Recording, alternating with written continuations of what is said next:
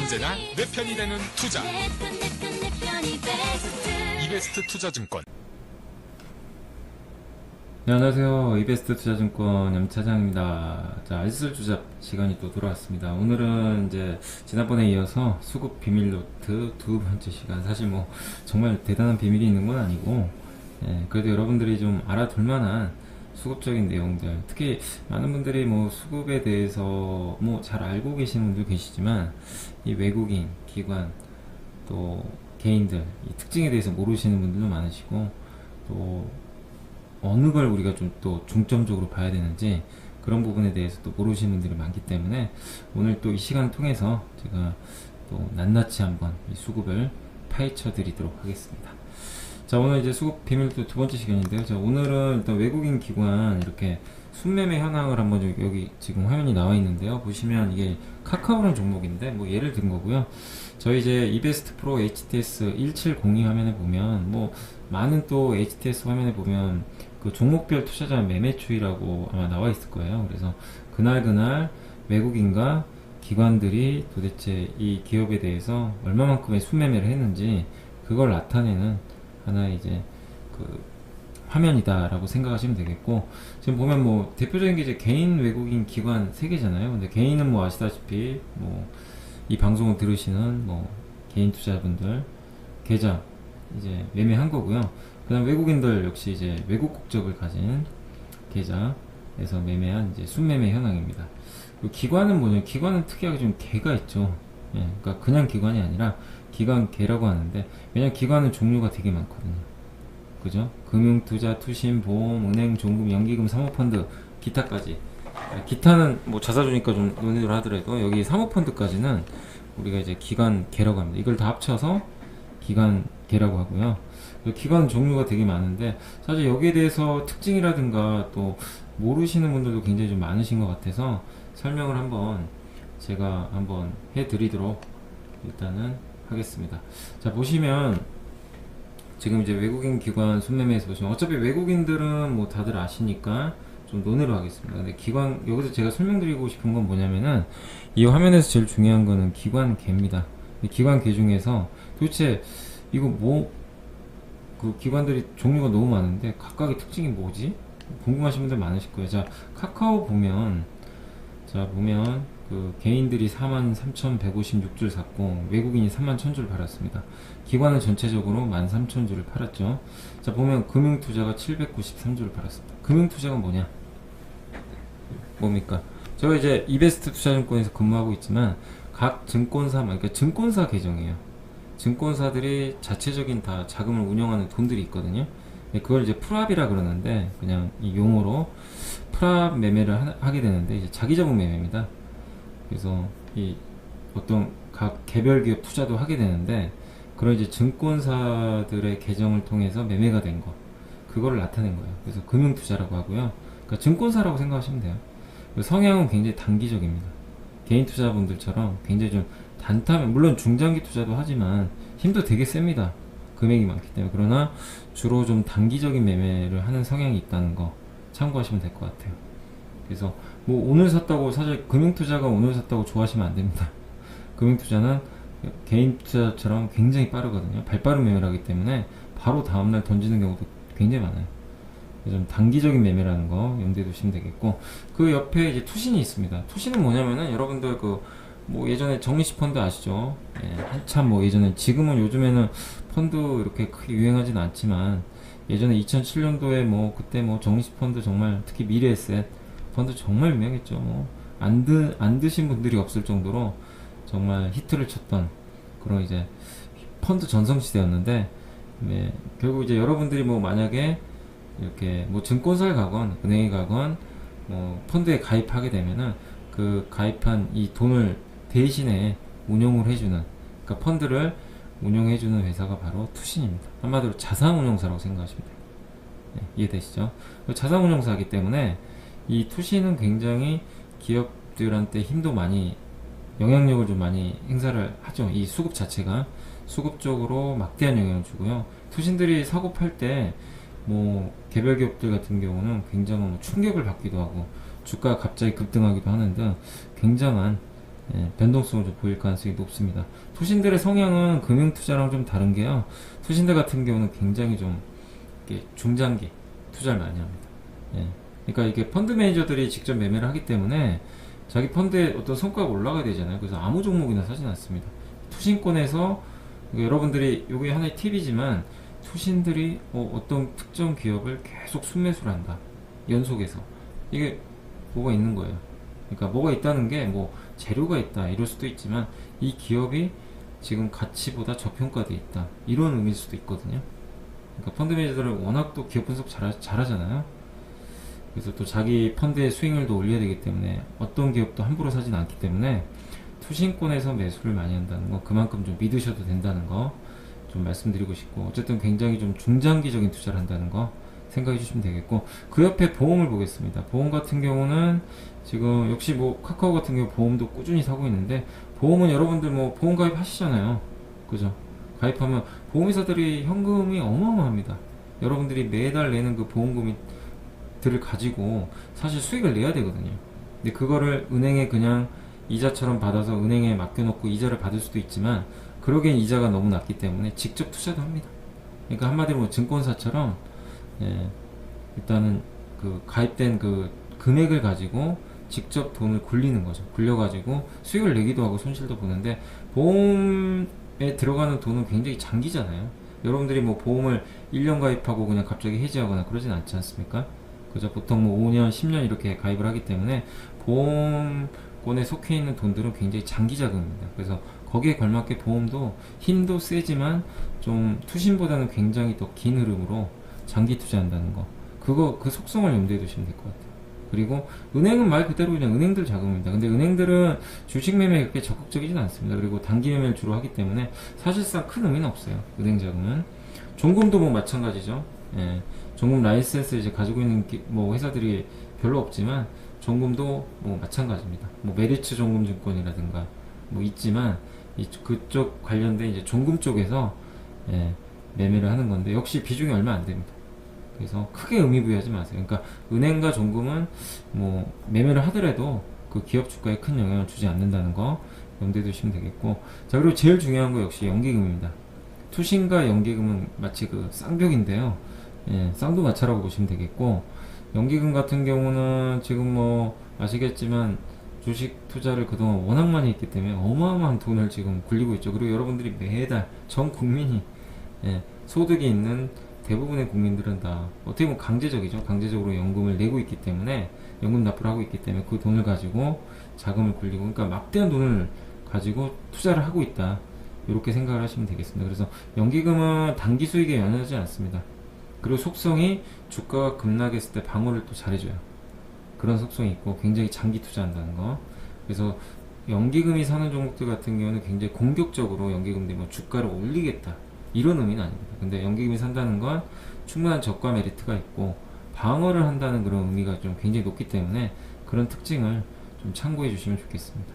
자 어쨌든 제가 사모펀드까지 말씀드릴게요. 하나 남았습니다. 사모펀드까지 마저 설명하고 정리를 한번 해드릴게요. 그리고 그 옆에 이제 사모펀드 사실 약간 성향이요. 금융투랑 비슷합니다. 금융투자처럼 약간 단기 매매를 주로 하는 좀 스타일이라고 보시면 좋겠고, 사모펀드 같은 경우도 뭐 아시겠지만 펀드죠. 투신하고 비슷한데, 이제 투신 같은 경우 공모펀드죠. 여러분들, 그러니까 50인 이상의 투자자를 모아서 이렇게 이제 자금을 운용하는 거를 우리가 이제 공모펀드. 여러분들 뭐 정시펀드라든가 대부분이 다 그쪽이고, 그래서 대부분 이제 투신권에 속해 있는 게 공모펀드 자금이고, 사모펀드 같은 경우는 50인 이하입니다. 그러니까 50인 이하고 굉장히 폐쇄적이에요. 그러니까 여러분이 뭐 내가 가입하고 싶다고 해서 가입을 함부로 할 수 있는 게 아닙니다. 거기 조건에 맞아야 되고요. 굉장히 폐쇄적입니다. 그래서 50인 이하의 투자자만 대상을 하게 됩니다. 그래서 소규모 펀드라고 보시면 되겠고, 뭐 M&A도 하고 굉장히 많은 자금들을 이용해서 공매도도 하고 굉장히 공격적인 플레이를 많이 해요. 그래서 사모펀드는 성향이 굉장히 공격적이다. 금융투자랑 마찬가지입니다. 그러니까 투신, 보험, 연기금은 약간 중장기 투자형 스타일이라는 거. 은행 종금은 존재감이 없고요. 금투랑 사모펀드는 굉장히 단기 매매를 많이 하고 굉장히 공격적이라는 거, 그런 특징들을 여러분들이 생각하시면 되겠고, 마지막에 기타는 뭐냐면 이건 기관은 아닌데 그 법인 계좌입니다. 주로 자사주 매매 같은 거 하잖아요. 그런 것들은 다 기타에 잡힙니다. 그래서 법인 계좌로 매매가 된 거는 다 이쪽으로 된다는 거 염두에 두시면 되겠습니다. 자, 이제 약간 좀 설명이 길었지만 이해되시죠? 어렵지 않습니다. 이것만 아시면 여러분들 수급 이제 끝난 거예요. 네, 더 아실 필요 없습니다. 수급 다 끝났다고 생각하시면 되겠고, 자, 제가 이제 약간 분류를 해봤는데 시가총액 3조 원 이상, 시가총액 1조에서 3조 원, 또 1조 이하 이렇게 좀 분류를 해봤는데요. 이걸 왜 분류하냐면 일단은 시총이 큰다는 건 기업이 굉장히 규모가 크다는 얘기죠. 그런 기업들 같은 경우는 외국인들이 그 기업 주가를 좌지우지합니다. 외국인들 같은 경우는 사실 국내 주식에 대해서 각 개별 기업을 산다기보다는 국내 시장 전체를 사거든요. 그러니까 펀드를 통해, 패시브 펀드라 그러는데 이 펀드를 통해 가지고 한국 기업들을 그 업종별 비중대로 그 비중에 따라서 그냥 골고루 담습니다. 그런 좀 특징이 있어요. 그래서 뭐 삼성전자가 좋아서 많이 산다 이거보다도 대부분의 이제 외국계 펀드 같은 경우는 우리 한국에 대한 업종 비중을 맞춰가면서 하거든요. 그래서 삼성전자도 사고 현대차도 사고 하이닉스도 사고 거기에 각각의 비중에 맞춰서 하기 때문에 외국인들은 개별 기업보다는 그런 어떤 비중을 맞춘다는 거 염두에 두시면 되겠고, 그래서 이 외국인들은 결국 큰 종목을 살 수밖에 없겠죠. 중소기업 같은 경우는 잘 안 사게 됩니다. 작은 규모도 워낙 크지만 그런 좀 특징들이 있기 때문에 외국인들 영향력은 주로 시총 3조 원 이상, 그러니까 3조 원 이상 같은 경우는 외국인 영향력이 좀 크다는 걸 좀 생각을 해주시면 되겠고, 그 다음에 시총이 1조에서 3조 같은 경우는 외국인 기관이 같이 영향을 좀 주는 경우가 있습니다. 시총에서 1조, 3조는 작은 건 아닙니다. 어느 정도 대형주죠. 초대형주는 아니지만 시총 1조 이상은 그래도 우리가 대형주로 하는데 그렇다고 덩치가 어마어마하게 크진 않아요. 그래서 기관도 영향을 줍니다. 그러나 역시 외국인도 시총 1조짜리는 어느 정도 매매를 하기 때문에 외국인과 기관이 같이 영향을 준다라고 생각하시면 될 것 같아요. 실제로 여러분들이 한번 그 방송을 한번 보시고 향후에 시총별로 한번 나누어 가지고요, 종목별로 수급 현황을 한번 체크해 보세요. 앞으로도 제가 말씀드리는 내용이 아마 이해가 되실 거예요. 이게 무조건 모든 종목이 다 맞는다는 건 아니지만 그런 특징들로 좀 움직이기 때문에 염두에 두시면 되겠고, 어쨌든 시총 1조에서 3조는 외인 기관이 같이 영향을 준다는 거. 여기 보시면 현대미포조선 같은 경우 지금 보시면은 외인 기관이 같이 살 때 주가 퍼포먼스가 굉장히 좋죠. 네, 같이 들어옵니다. 네, 근데 한쪽이 팔잖아요. 보합이 끝나죠. 그죠? 올라도 찔끔 오르고, 네, 위쪽에 보시면 이런 것처럼 그 외국인과 기관이 쌍끌이로, 특히 여기 7월 16일 날도 3,100원이 주가가 거의 폭등을 했는데 외인들이 11만 주, 기관이 16,000주 이렇게. 그 이날 4,900원 폭락합니다. 같이 던져버리죠.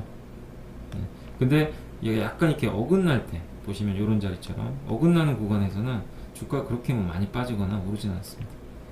그래서 시총 1조에서 3조는 같이 외국인과 기관이 방향이 맞아버리면 그쪽 방향으로 굉장히 급하게 움직인다는 거 염두에 두시면 되겠습니다.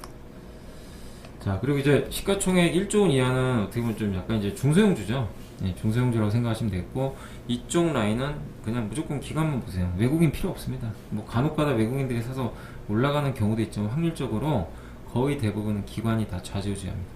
기관 중에서도 투신, 연기금, 보험, 요거 이해하시면 되겠고요. 이 V원택이라는 종목인데 이 기업 보시면 6월 19일부터 사실 물론 외국인도 사지만 기관들 사는 거 한번 보세요. 안 사던 종목인데 전체 거래의 한 10% 이상씩을 꾸준히 사죠. 집중적으로 베팅합니다. 이날 31,000조 뭐 판 거 제외하고 이때 사모펀드가 팔았죠. 근데 여기 수급 주체 보실 때 항상 여러분들이 염두에 두실 게 금융투자, 투신, 연기금, 사모펀드, 보험인데, 자, 이 종목을 보면 금융투자는 꾸준히 사고 있죠. 사모펀드 사고 있습니다. 근데 사모펀드 중간에 한 번씩 사고 팔아요. 좀 단타하고 있죠. 이거는 크게 무시하셔도 돼요. 어차피 연속성이 없어요. 그럼 중요한 거는 역시 연기금도 거의 안 삽니다. 보험 안 사요. 은행 종금 없어요. 그럼 투신과 금투가 주포라는 걸 우리가 딱 알 수가 있습니다. 그죠? 그리고 투신 꾸준히 사고 금투도 꾸준히 삽니다. 아, 그러면 이렇게 이제 생각을 하시면 되겠죠. 금투하고 투신은 잘 봐야 되겠구나. 이 종목 같은 경우 주포구나. 이 종목 이끌어가는 세력이에요. 이게 단순하게 생각하시면 돼요. 그러니까 사모펀드가 많이 팔더라도 주가가 한번 휘청이긴 했지만 결국 주가 또 이때가 34,000원 아닙니까? 근데 이때 금융투자랑 투신하고 이렇게 해가지고 결국 4만원까지 다시 올려버렸죠. 그러니까 그런 부분 염두에 두시고, 결국 시총 1조원짜리는 기관이 결국 좌지우지한다는 거. 기관 중에서 금융투자인지 투신인지 보험인지 연금인지 사모펀드인지를 한번 잘 관찰을 하셔서 주포를 확인해 보시면 좋을 것 같습니다. 자, 다음 화면은 이제 이 이화전기라는 좀 종목이 되겠는데, 이걸 갑자기 제가 왜 설명을 드리냐면, 이화전기 상당히 좀 주가도 싸고, 뭐 여러분도 흔히 아시겠지만 약간 무슨 약간 대북과 관련된 좀 테마주 중에 하나잖아요. 근데 보시면은 이제 개인 투자자분들 가장 착각하시는 게 하나 있으셔서 그래요. 외국인이 사면 무조건 좋다고 생각하세요. 아, 이거 외국인 샀으니까 이제 대박 난다. 300원짜리를 사실 외국인들이 300원짜리 살 리가 없잖아요. 예. 300원짜리를 외국인들이 막 사요. 하루에 막 100만 주씩 사요. 그럼 개인 투자분들은 흥분을 하게 됩니다. 개인 투자분들, 그러니까 착각하시면 안 되는 게 외국인도 종류가 많습니다. 그러니까 아까 제가 기관계를 설명해 드렸지만, 외국인은 이제 통틀어서 그냥 외국인 국적을 가진 계좌로 매매된 거 다 포함된다 그랬잖아요. 근데 그 안에는 아까 말씀드린 대형주를 매매하는 뭐 모건 스탠리라든가 골드만삭스라든가 이런 유명한 외국계 증권사가 있는 반면에 그냥 외국인도 있어요. 여러분과 똑같은 미국에 사는 뭐 스미스란 사람이 한국에 계좌를 터가지고 미국이 자기 이름으로 등록을 해가지고 매매를 하는 거, 그거 외국인으로 잡힐 거 아닙니까? 그죠? 똑같아요. 여러분과 같은 개인입니다. 그래서 이런 좀 저가형 개별주에 대해서 어느 날 갑자기 외국인이 샀다고 흥분하시면 안 되는 게, 똑같은 개인으로 생각하셔야 되고, 그냥 외국인이 아닙니다. 그리고 여기 매매하는 거 한번 보세요. 이화전기 140만 주 60만 주 샀다가 다 던져버리는 거, 150만 주 팔죠, 110만 주 샀다 130만 주 팔죠. 단타 치고 있어요. 여러분이 흔히 생각해 외국인이 단타 안 친다고 생각하잖아요. 굉장히 장기 투자하고. 그래서 그냥 그 생각만 하고 이것도 이화전기 어느 날 갑자기 100만 주, 300만 주 샀으니까, 아, 이제 드디어 가는구나. 외국인이 샀으니까 가겠지. 이 생각하고 들어가다가 큰 코 다치다는 거예요. 실제로 보면 빨간색이 외국인 지분율이거든요. 올라가긴 하죠, 지분율이 꾸준히. 주가 어떻게 됩니까? 주가는 거의 반토막이 났어요. 외국인 지분율은 우상향하는데. 그죠? 그래서 여러분들이 반드시 이 부분을 헷갈리시면 안 됩니다. 여기에 현혹되시면 안 돼요. 그래서 종목에 따라서 외국인들은 시총 1조 이상에서 의미가 있다는 거, 아까 제가 설명드린 대로 그거 염두에 두시고, 굉장히 작은 기업들 외국인들이 건드는 거 그냥 단타입니다. 단타. 크게 의미부여하지 마세요. 제가 이런 질문 워낙 많이 받았기 때문에 이 시간에 설명드린다는 거 참고해 주시면 좋겠습니다. 자, 수급과 관련해서는 이제 제가 1, 2부로 나눠서 설명드렸는데 이게 답니다. 여러분 뭐 더 아실 필요 없어요. 그리고 예전에 제가 프로그램 매매라든가 이런 선물 매매에 대해서 한번 그 전 시간에 한번 설명드린 적이 있는데, 거기에 관련돼서도 한번 그 방송 참고하시면 좋을 것 같습니다. 그래서 수급은 이 정도만 아시면 여러분들이 아시고, 복습 차원에서 매일매일 한번 이런 종목들에 대한 움직임들을 한번 체크해 보시면 더욱더 도움이 되지 않을까 생각합니다. 자, 오늘 그 차장의 그 수급 비밀노트 1, 2부에 걸쳐서 했던 방송은 이제 여기서 마감하도록 하겠습니다. 저는 또 다른 내용으로 찾아뵙도록 하겠습니다. 감사합니다.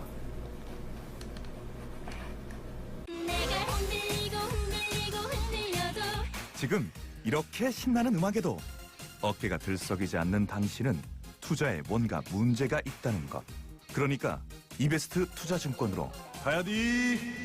언제나 내 편이 되는 투자. 내 편이 베스트. 이베스트 투자증권. 투자 정보도 이베스트 투자증권. 원금 손실에 유의하세요.